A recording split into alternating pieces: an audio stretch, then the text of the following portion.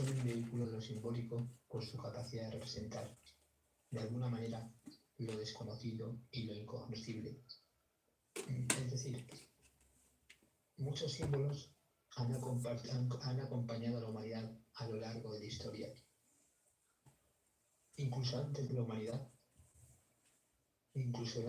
humanidad, esos símbolos ya existían, solo que fueron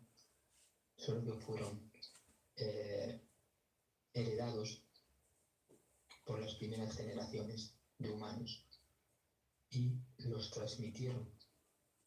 De ahí que el conocimiento arcano se transmita, obviamente entre una minoría. Entonces, esos símbolos reflejan la semántica de lo desconocido y de lo que no se puede conocer.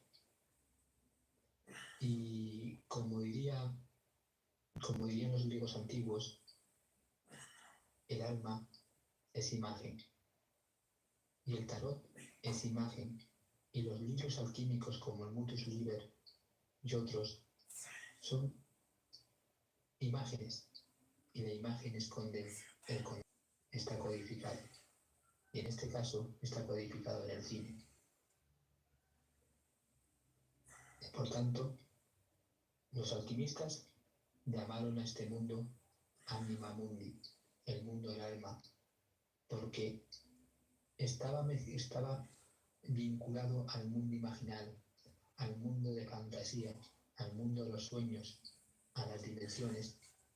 Allí es donde se encuentra el origen de los arcanos del tarot, y desde ahí ejercen su influencia realmente importante para cualquier investigador en este tipo de temas. Y en todas las ramas de la ciencia y de las humanidades.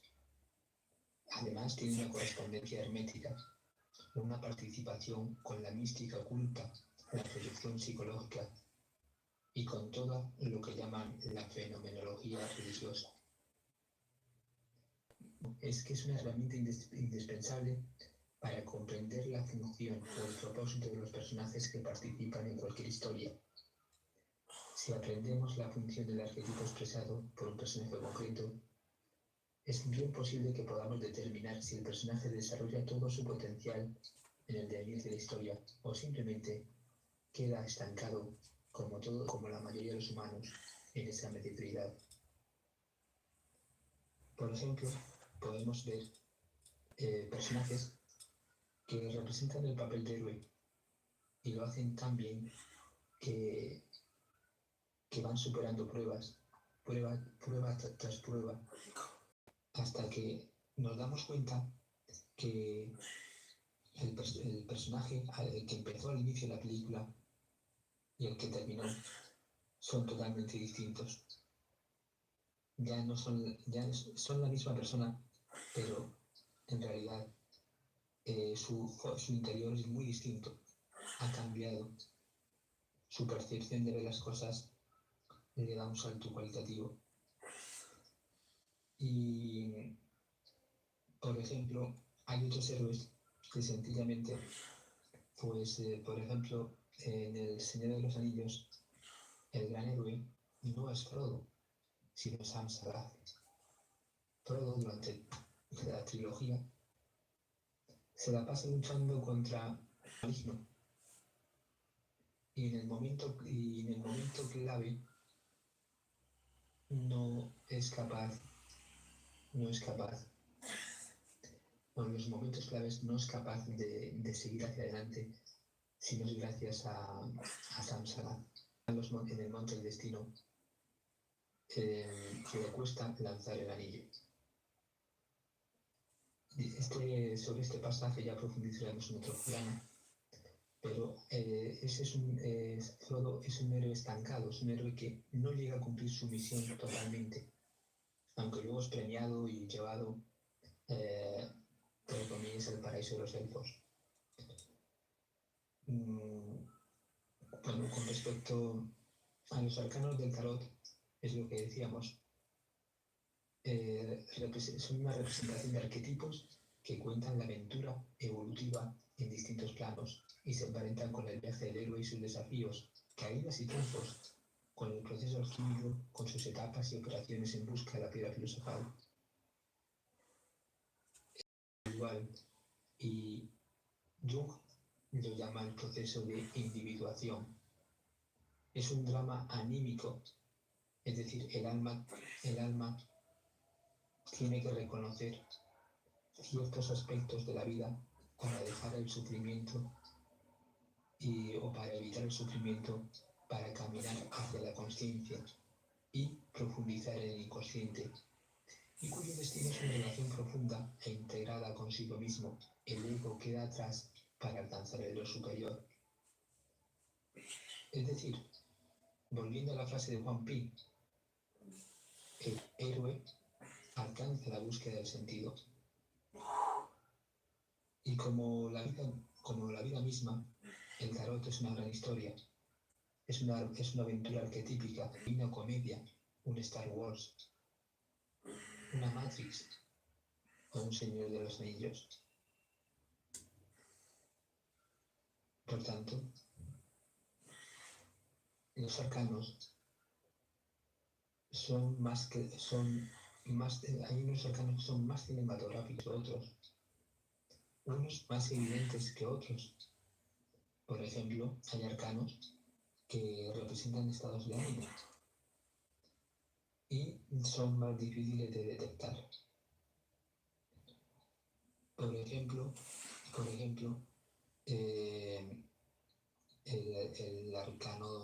los arcanos que tienen que ver con las virtudes, como la templanza, o en el caso de la estrella, de los arcanos que tienen que ver con el sol o la luna. En cualquier caso, el tarot es el camino para entender aquella simbología hermética existente en el cine. Con la ceremonia realizada hoy 26 de febrero, y por tanto es como un homenaje a ese evento. Buenas noches.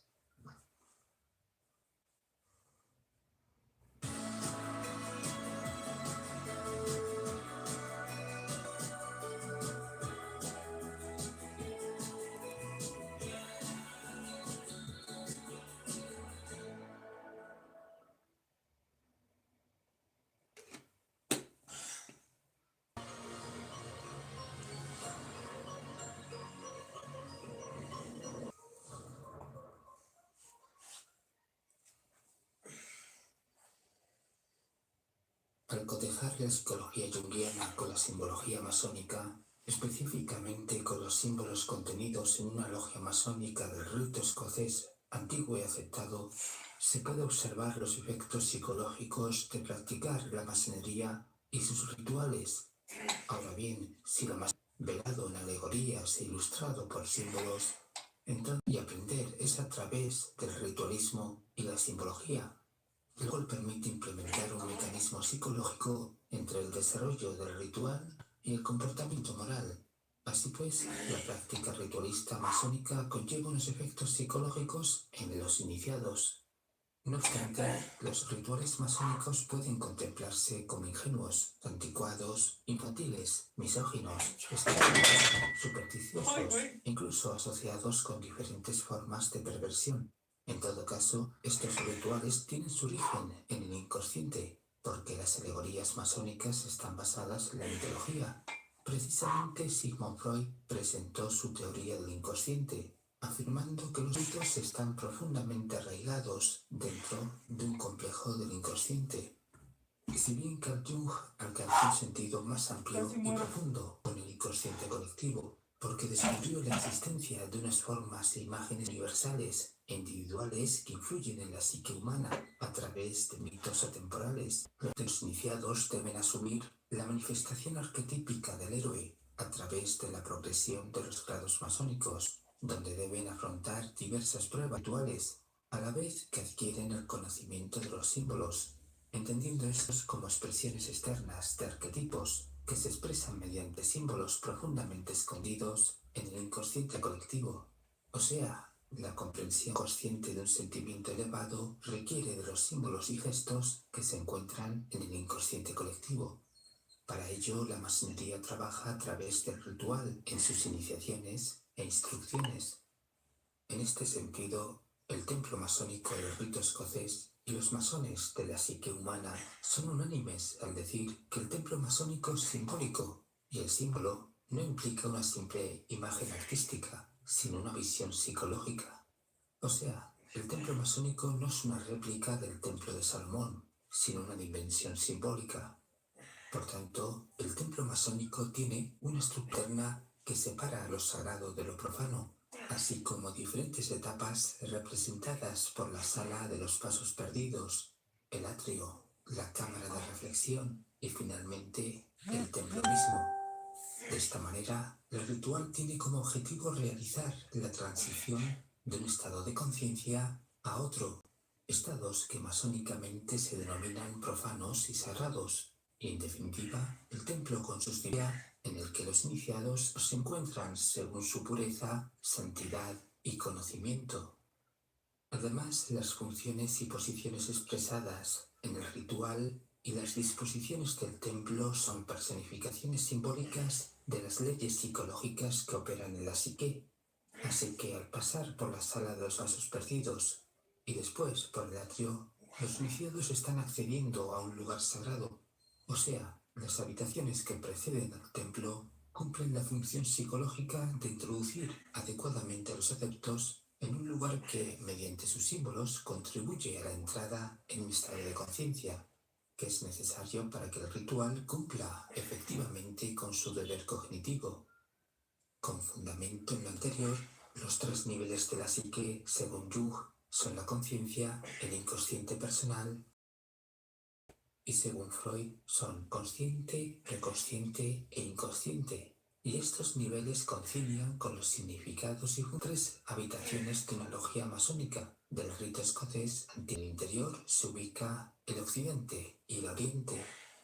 Por ende, el primer nivel de conciencia es la sala de los pasos perdidos, donde la ilógica equivale al desarrollo de la personalidad en un contexto de interacciones mundanas y profanas.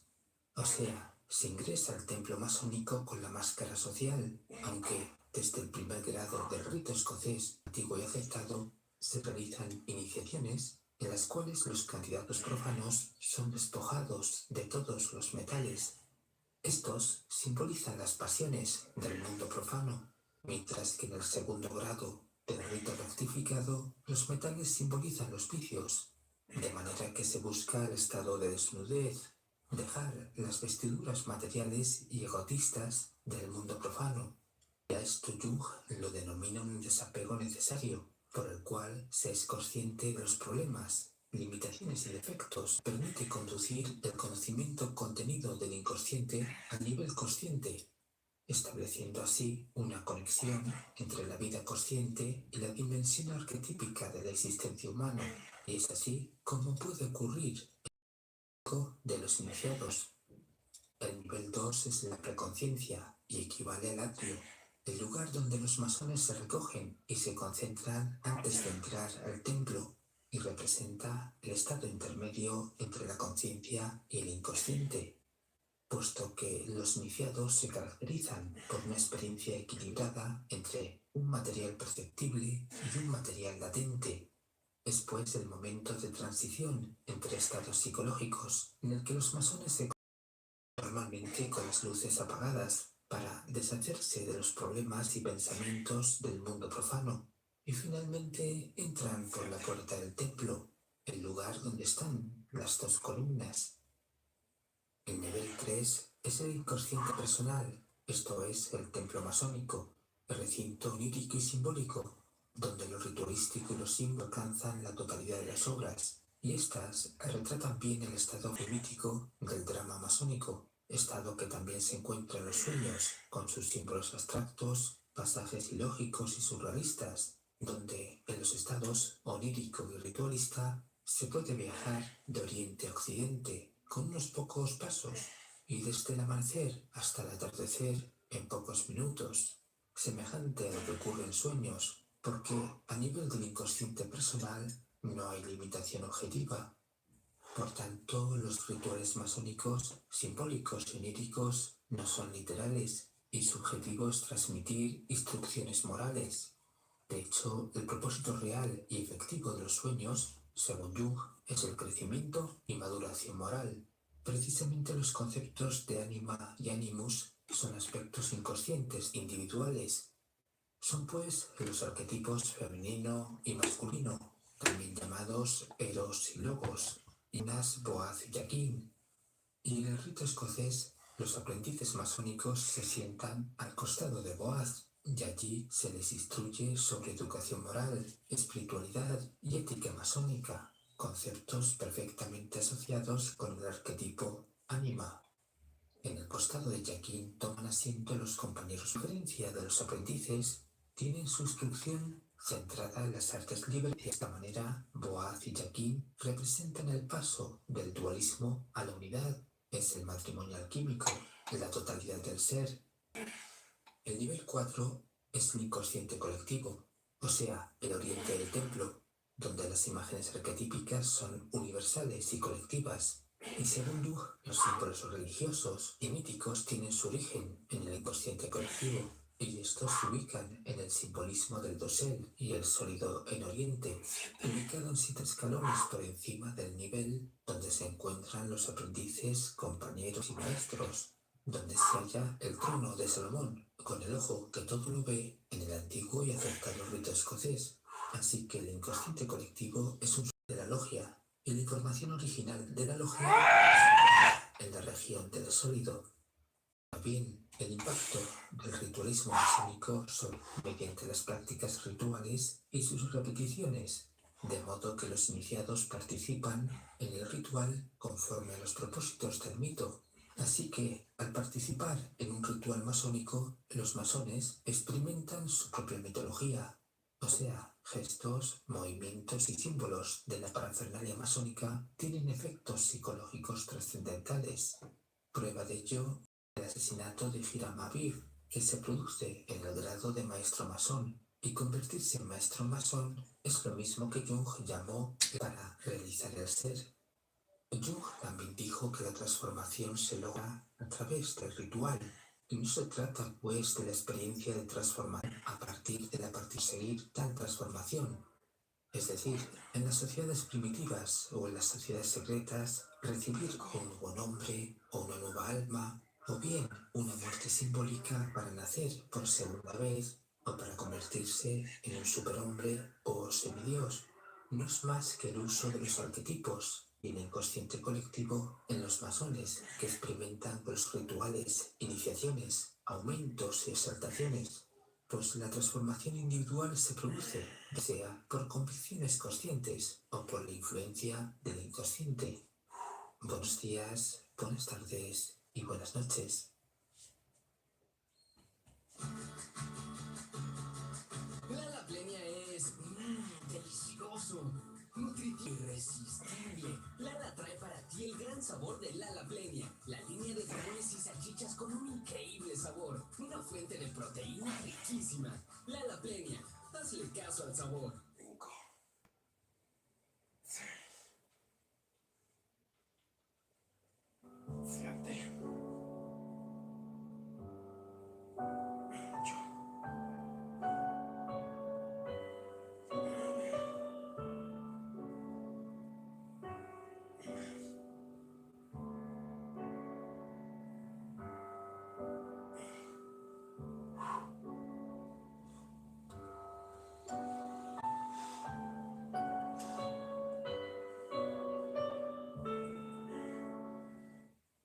En entrevistas desde Eleusis, el invitado es el psicólogo Marco Tulio Sánchez, cuya trayectoria profesional. Marco, bienvenido al canal.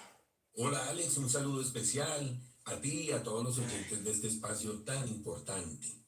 Entonces, si preguntas, es interesante la contribución de la psicología al campo de la espiritualidad, por ejemplo, la obra de Carl Jung y también el trabajo de Gurdjieff. con el cuarto camino como sistema psicológico, metafísico, filosófico, etc. ¿Qué piensas al respecto del cuarto camino desde la perspectiva psicológica? Es bien interesante que asimilemos los pensamientos de diferentes culturas y credos. Y vemos también aquí que hay bastantes coincidencias, tanto en los dogmas como en los principios. Mirando la pirámide de Gurdjieff, recordé la pirámide de Maslow que nosotros pregonamos desde la psicología. La psicología que aborda especialmente desde el psicoanálisis el tema del inconsciente. Recordemos que es un elemento compuesto por actitudes racionales, emocionales concretas que permanecen reprimidas por tener un significado problemático para la mente consciente, es decir, por su poca relevancia en el día a día de las personas. Por otro lado, mirando la pirámide que propone Gurdjieff en ese cuarto camino, la cual aboga por mantener atributos permanentes, por elevar lo humano a lo sobrehumano, es algo muy... La mente humana tiene límites definidos, dice Gurdjieff, más allá de los cuales no puede saltar. Y cualquier sistema que proclame empujar al hombre por sobre sí mismo se debe originar más allá de las limitaciones del mismo hombre. El poder caminar por ese sendero, es decir, por este cuarto camino, se basa en los actos conscientes, en darnos cuenta de las virtudes que podemos alcanzar. Ellas se encuentran en ese primer peldaño de la pirámide del sistema, en necesitar el abandono de esa esclavitud mental. El segundo escalón nos invita a reconocer nuestros propios estados de conciencia. Asimismo, en las psicoterapias que aplicamos, invitamos al paciente a lograr ese conocimiento de sí mismo a través de diferentes técnicas que muy pocos aplicamos, la verdad. Entre ellas está, por ejemplo, la técnica de la distorsión cognitiva. Hay otra que se refiere a la reconexión con el propio cuerpo, otra encontrando desde lo cognitivo-conductual el vínculo entre emociones y acciones. También aplicamos una serie de elementos racionales emotivo-conductuales, incluso identificando el efecto de sus emociones en los demás. Conocerse a sí mismo, como lo menciona el siguiente peldaño de Gurdjieff, es un encuentro del ser con respecto al cosmos, al que es quien soy. El escalón más alto, es decir, el de la transformación, invita desde nuestra perspectiva psicológica a asumir los retos, a recuperarnos de situaciones complicadas y seguir avanzando hacia el futuro. Estas personas se aprovechan de las dificultades o los traumas difíciles que viven para obtener un beneficio que le permita obtener recursos útiles para el futuro. La presión necesaria ayuda a elevarse y para ello también es necesario equilibrar los hábitos. Este cuarto camino es una propuesta muy interesante, ya que como lo proponen muchas terapias de actualidad. Al margen de la psicología clínica, ¿por qué la psicología moderna se enseña y se aplica sin una correspondencia directa con la espiritualidad?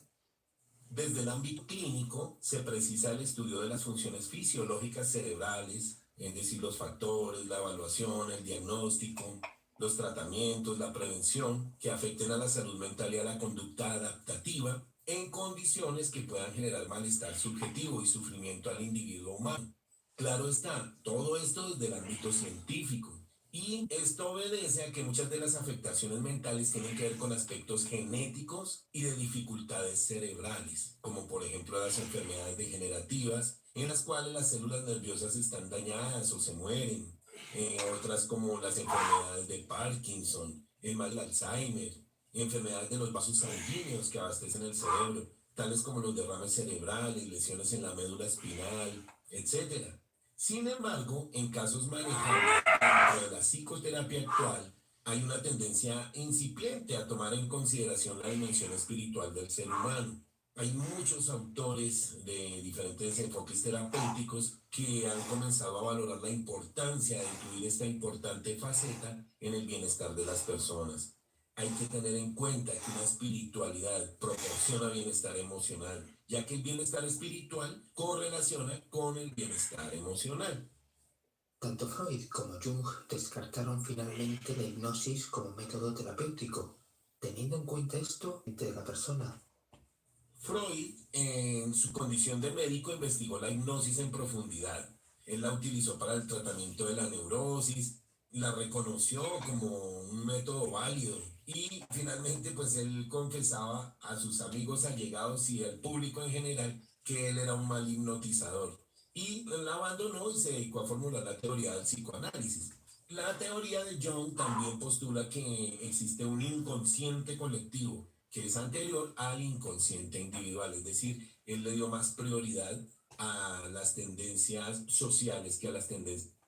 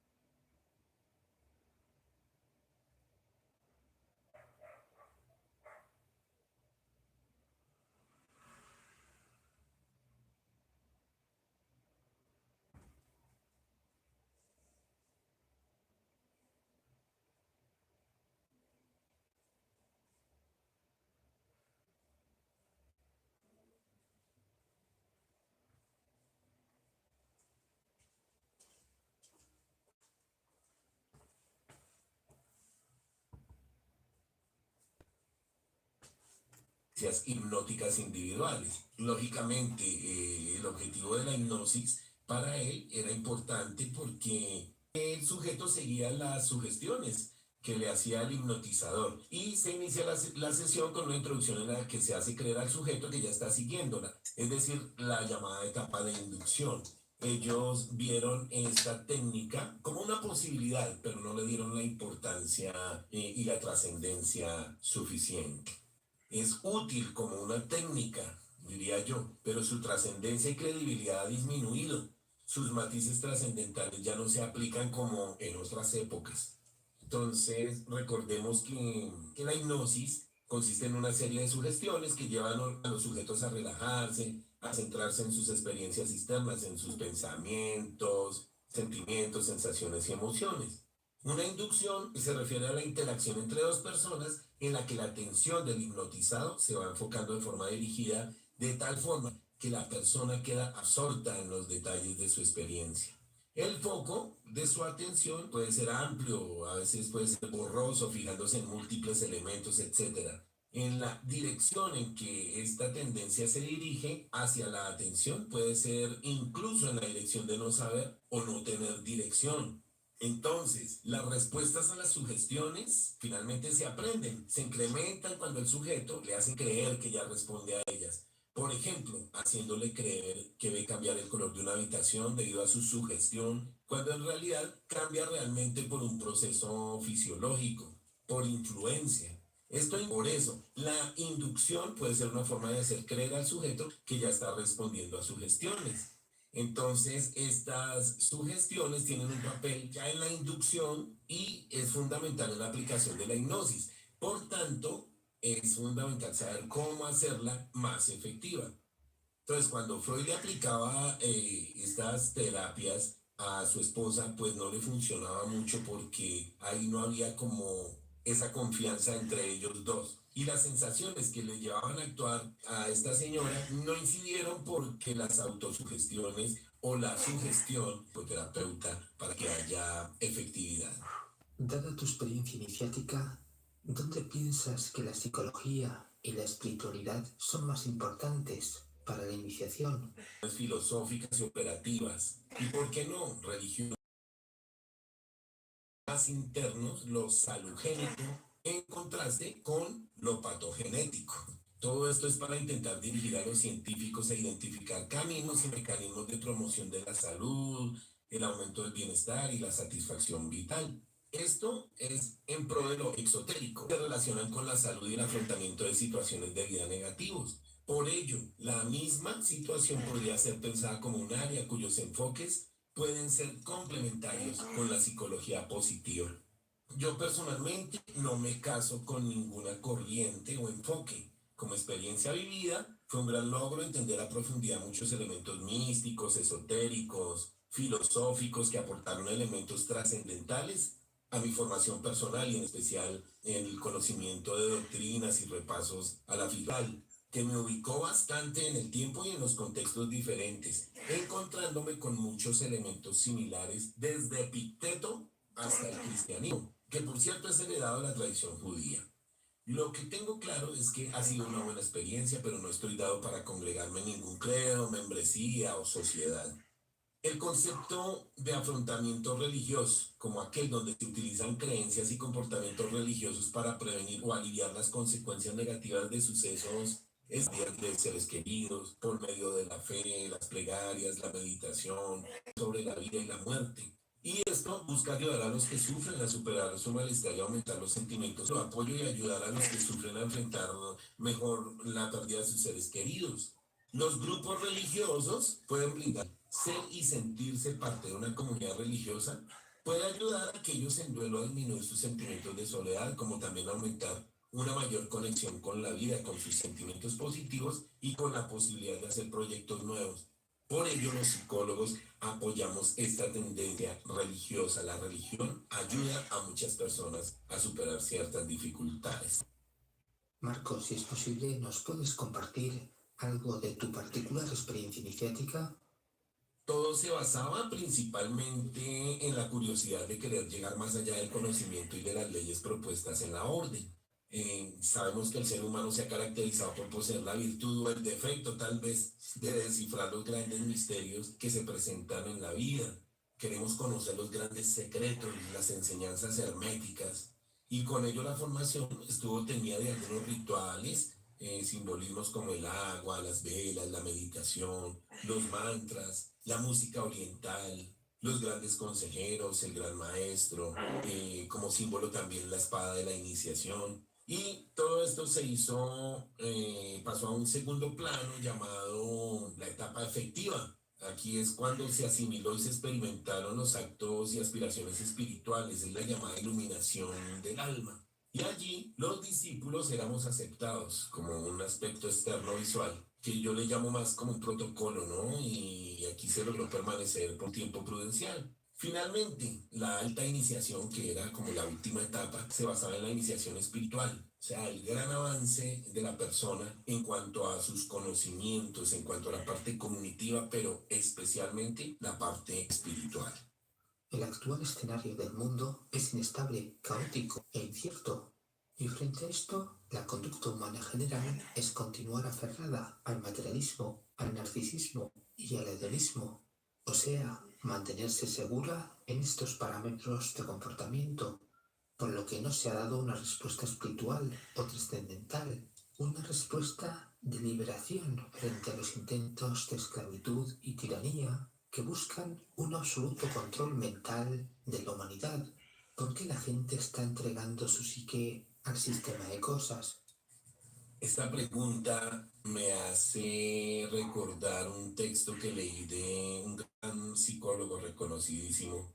Él se llama Tim Kaiser y pues él precisamente se dedicó a investigar los efectos de la vida materialista, de ese mundo inestable, de por qué el sistema de cosas tiene afectada a la gente, por qué la psique está entregada a este tipo de elementos. Entonces, él también toca el tema de por qué la gente se vuelve compradores compulsivos, qué efecto tiene esto sobre nuestros valores. Él menciona que ser materialista significa tener valores que ponen relativamente en alta prioridad el tener muchas posesiones y hacer mucho dinero, así como también una buena imagen social y popular que se expresa a través de las posesiones. Las personas actualmente son más dadas a tener cosas cuando están expuestas a los mensajes que sugieren que esas actividades son importantes. Eso puede ser también como tradición familiar, la sociedad, los comerciales de televisión, también las modas. Entonces, muchas de estas personas llegan inclusive a sentirse inseguras o amenazadas. Puede ser por el rechazo, por los miedos o pensamientos. La televisión ve, pues se vuelve cada vez más consumista. Esto se da porque muchos programas de televisión y anuncios publicitarios envían mensajes que sugieren que para ser felices hay que ser ricos, tener cosas bonitas y populares. Muestran una felicidad muy banal, el deseo por el dinero fácil, sobre todo en nuestros países tercermundistas, tener cosas. El consumo compulsivo se da cuando estas personas se sienten incapaces de controlar el deseo de consumir. A menudo porque él o ella están tratando de llenar algún vacío o superar algún tipo de ansiedad. Entonces, el querer tener o inclusive el querer ser, el materialismo, el consumismo compulsivo está relacionado entre sí. Sabemos por la literatura que el materialismo se asocia con menores niveles de bienestar, menos comportamiento prosocial interpersonal y un comportamiento ecológicamente destructivo, con peores resultados académicos. También lo podemos relacionar con más problemas de gasto y deuda. Desde mi punto de vista, todos estos son resultados negativos.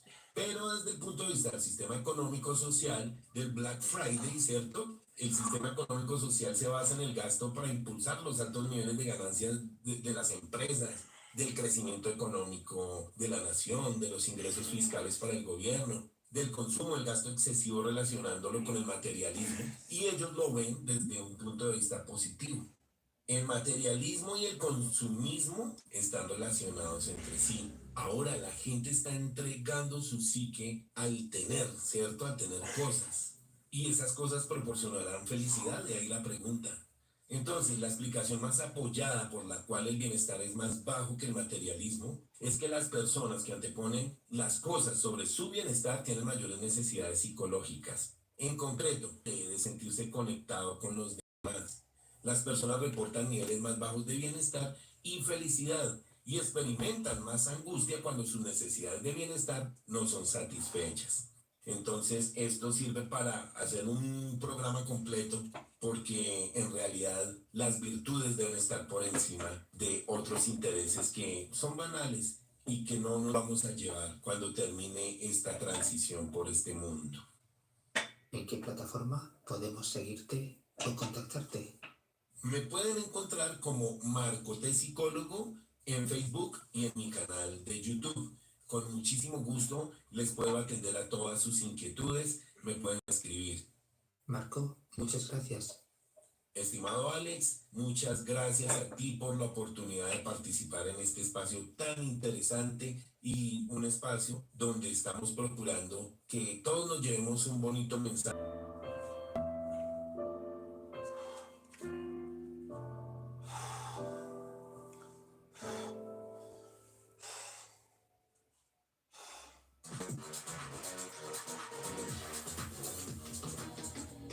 Volkswagen.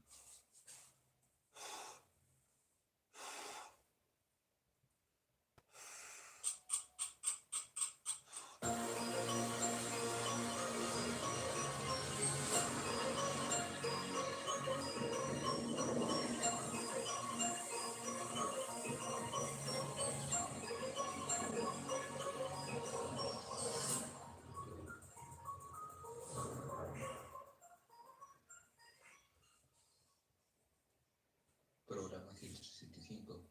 La espiritualidad en los cuentos de hadas.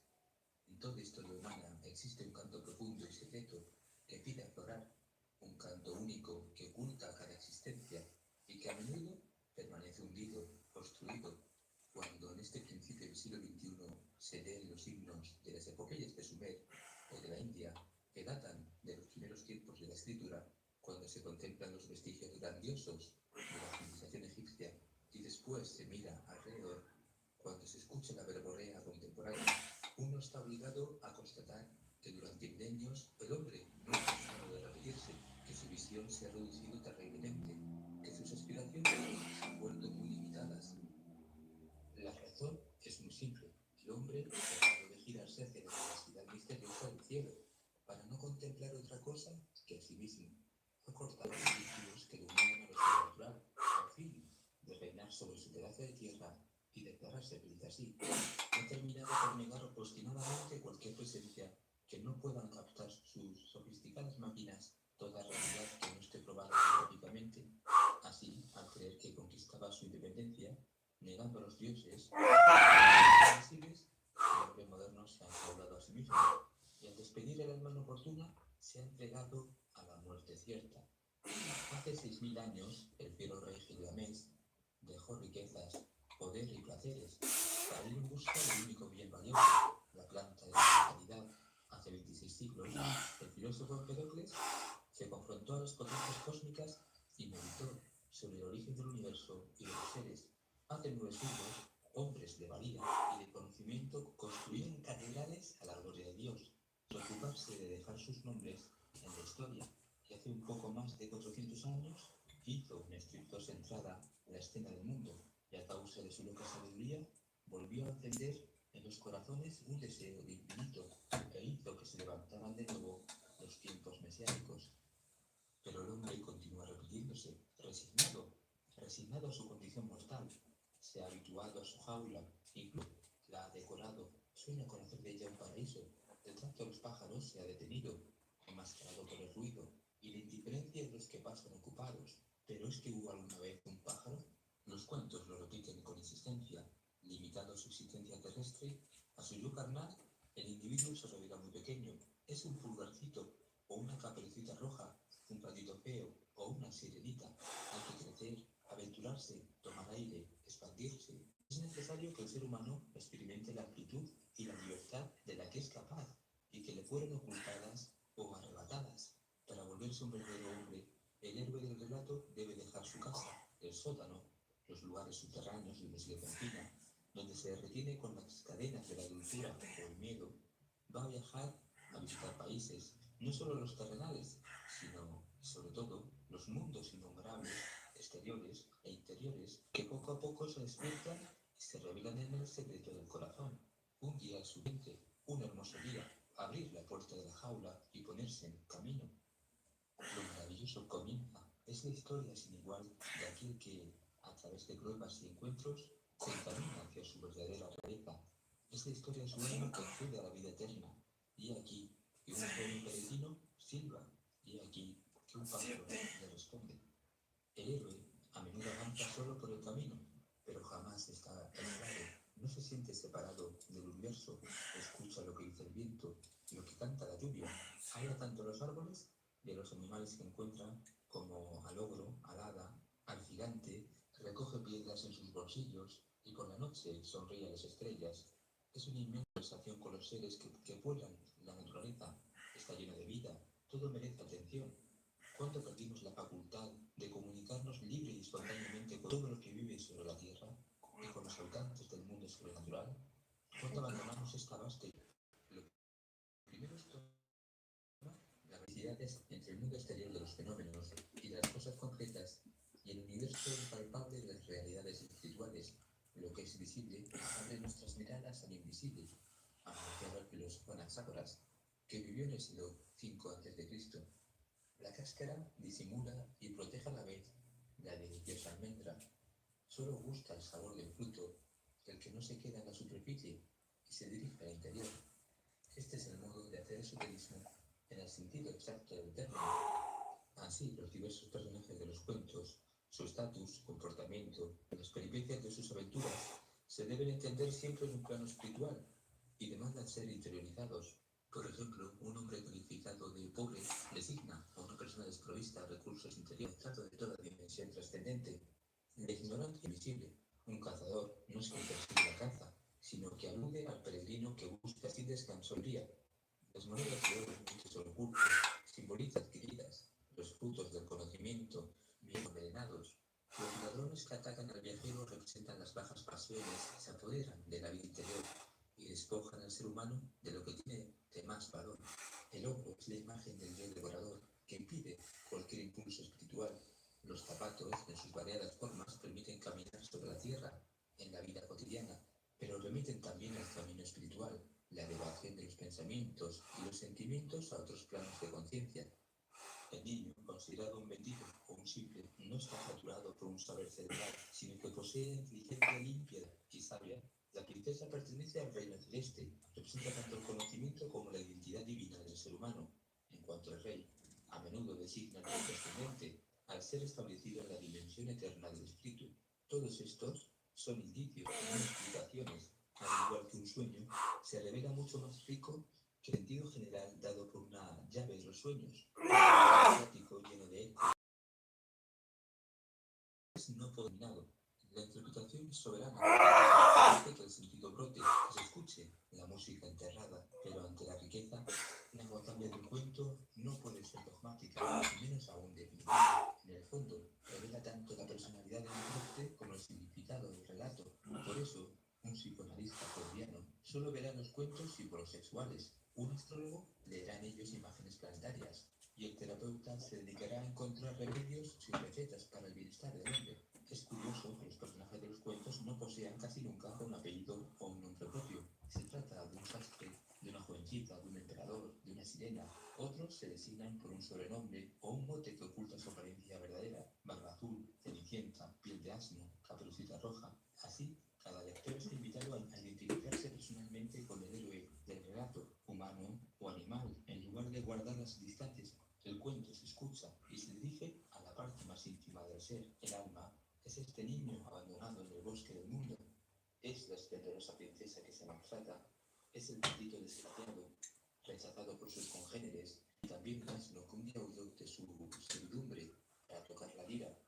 Los cuentos, porque su mensaje de orden espiritual nos concierne a cada uno de nosotros. Y en nosotros se dirigen a aquello que no perece. En el fondo, cada uno se siente príncipe o princesa, hecho para vivir rodeado de belleza, en un universo de alegría, mente libre, luminoso y alegre. Esta vida superior e indestructible es de lo que hablan los cuentos tradicionales. Es también siempre feliz, puesto que se sitúa en un plano trascendente. A un nivel existencial se mantendrán toda una serie de mentiras y ilusiones respecto a la felicidad terrestre, un matrimonio perfecto, una familia ideal, y las señoritas esperarán durante mucho tiempo la venida de un príncipe inexistente. Los cuentos de hadas han llegado gracias al francés Charles Perrault, a los hermanos Grimm, que los recogieron pacientemente en Alemania, y a Hans Christian Andersen, originario de Dinamarca. Frente al pensamiento cartesiano, frente al positivismo y al cientificismo, que ocuparon sucesivamente los siglos XVII, XVIII, y en esos 3 siglos, las recopilaciones de los cuentos maravillosos ofrecen un contrapunto saludable. Recuerdan que la sabiduría es más preciosa que el saber. Recuerdan que la sabiduría es más preciosa que el saber, que la intuición es superior y que la grandeza del género humano reposa en la aspiración de su alma. Igualmente, la transmisión del conocimiento de los cuentos obedece a un orden que corresponde a la progresión espiritual, en el que un modesto artesano se convierte en rey y el viajero terrestre se muda en hombre de luz. Buenas noches.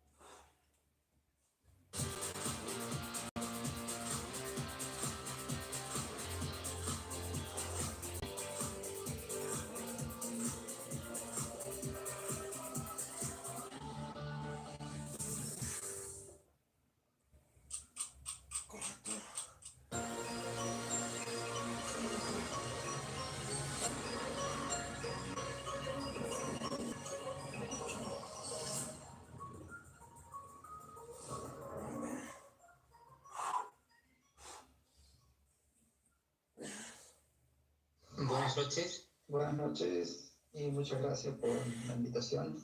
Espero poder ayudarte a compartir un poco de lo que yo sé acerca de este tema.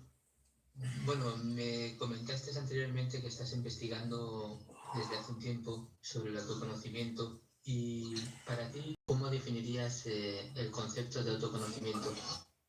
Bueno, para mí el autoconocimiento es lo que yo mismo observo que es la realidad. O sea, ver a través del propio observador que observa los hechos.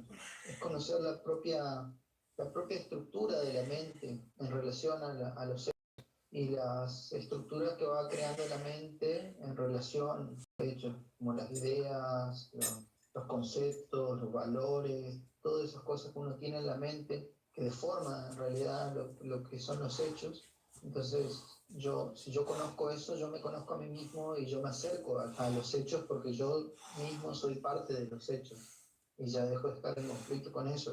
El real valor del autoconocimiento y eso es, en definitiva, para lo que sirve, ¿no? Entonces, el autoconocimiento es una comprensión de hechos, una comprensión de sí mismo y también nos permite liberarnos de nuestro ego. ¿Cuál es la incidencia o el impacto que tiene el ego en esta falta de conocimiento? Esta falta de conocimiento también conlleva un sometimiento a que otros nos controlen porque nuestro ego, con nosotros mismos mejor, cedemos nuestra autoridad a otras personas y a la vez perdemos libertad. Digamos que nos convertimos no solamente el sistema, sino de otras personas. Entonces, ¿hasta qué punto el ego incide en nuestra vida? Y en todo, porque el ego es una reacción de la mente, principalmente una reacción inconsciente que se va generando a través de la aceptación de paradigmas. O sea, el ego se crea a través de la aceptación de paradigmas, los paradigmas son conjuntos de ideas, de valores, de todo lo que nos forma nuestra personalidad y con lo que nos identificamos. Entonces ahí es donde nace la parte de la mente que se conoce como ego. El pensamiento interpreta, responde, ¿no? A lo que tiene contacto y el ego parece como su identidad. Entonces, si yo no conozco ese ego, porque el ego no es uno solo, sino cuantos paradigmas pueda concebir la mente, egos va a tener. Por eso tenemos tantas ideas enfrentadas en nuestra mente. Entonces, si yo no conozco al ego, si yo no conozco a esa reacción que es del pensamiento, yo no voy a saber cómo salir de mis propios conflictos, ¿no? Por ejemplo, si yo soy una persona que soy soberbia o que soy o lo que sea, ¿no? Ambiciosa, lo que sea, y yo sé que eso es una reacción automática en mí. Entonces un día yo me doy cuenta, ¿no? Entonces lo primero que hace una persona es tratar de luchar contra eso, ¿no? Entonces lo que hace es seguir con el conflicto porque no llega a comprender realmente por qué es así. Entonces, si uno quiere realmente salirse del círculo de la contradicción del yo, que es el inconsciente, la manifestación del inconsciente y del pensamiento automático, uno tiene que conocer eso simplemente observándolo. Entonces, a medida que uno va observando silenciosamente, el ego va conociéndose a sí mismo, ¿no? Porque nosotros somos, en realidad somos eso, la manifestación de nuestra mente. Entonces, si la mente se conoce a sí misma, la mente conoce a la mente, ya lo inconsciente ya no domina. ¿Cuáles son las fuentes de la autoconocigación? ¿Dónde has investigado en la filosofía griega, en el sufismo? Totalmente diferente. Cuando yo empecé era más ingenuo yo, ¿no? Me puse a buscar información, todo eso, que es parte de la verdad también, ¿no? Pero yo empecé, entonces empecé a leer a distintos autores y me empecé a, más que nada, a profundizar yo y hacer mis primeras, obviamente leía autores variados, como Sócrates, o los que hablaron de estas cosas, también autores como Rumi, después más adelante leía a Krishnamurti, a Gurdjieff, a Ouspensky. Entonces, como que me fui haciendo cada vez un conocimiento más profundo y lo más importante para mí fue empezar a hacerme yo preguntas a través de lo que yo leía, porque leer y repetir nada más no me sirve, ¿no? Entonces, lo que más me benefició de todo eso fue haberme yo cuestionado cosas que nunca me hubiese cuestionado. No sé si te ha pasado a ti, pero por ejemplo, has leído a alguien y él se ha hecho esa pregunta y tú sentiste que de alguna forma ya también te la habías hecho, pero no habías tenido el valor de cuestionar eso. Bueno, eso me pasó con muchos autores que ellos tenían hasta, yo que sé, Mark Twain, que leí casi todas sus novelas. Gente inteligente que he leído en mi vida me han hecho hecho pensar. Entonces, no puedo ni mirar la cantidad de gente que me ha ayudado en ese sentido, pero uno de los que más rescato y los que más completo para mí fue Krishnamurti. Fue el que más simple habló de todas esas cosas y con más claridad. Sin duda, Krishnamurti tiene una forma de analizar y pensar las cosas muy interesante. Precisamente la siguiente frase es suya y dice lo siguiente: vivir es descubrir por uno mismo aquello que es verdadero. Y uno puede hacer eso únicamente cuando hay libertad, cuando existe una constante revolución interna. Exactamente, eso es la síntesis de Krishnamurti y del autoconocimiento y la búsqueda de la verdad. O sea, que en realidad la verdad no se busca, sino la verdad la encuentra uno. Cuando uno realmente abre la puerta, y es como el sol, ¿no? Si uno quiere que llegue el sol a su casa, uno no tiene que ir a buscar al sol, uno abre la ventana, ¿no? Permite el paso, el sol ya está ahí. Entonces es algo que esté nublado, ¿no? Pero en realidad es así la verdad forma parte de nosotros, no está separada de nosotros ni en nada. Somos nosotros los que le estamos bloqueando la entrada en realidad. Eso fluye libremente a través de todos nosotros. Por más que nosotros lo bloqueemos, solo lo bloqueamos de nuestra mente, lo filtramos. Pero eso está en todo, eso es lo que es. Y lo que dice Krishnamurti es la verdad. O sea, que la libertad nos da la verdad. Y la verdad nos da libertad. No puede ir una cosa separada de la otra. Si yo tengo una llave y si yo sé que hay un hecho que esa llave abre la puerta, yo voy a tener la libertad para abrir la puerta. Es así de claro, ¿no? Y si sé la verdad, voy a tener la libertad. Si tengo la libertad, voy a saber la verdad. Es así, eso se retroalimenta. Carl Jung decía lo mismo: pensar con el corazón, y eso de pensar con el corazón nos iba a ayudar a clarificar, a dar claridad a la mente. También Platón nos da a entender que el autoconocimiento es la búsqueda de la verdad y su comprendernos a nosotros mismos, como decía antes, no darles autoridad a los demás. Y también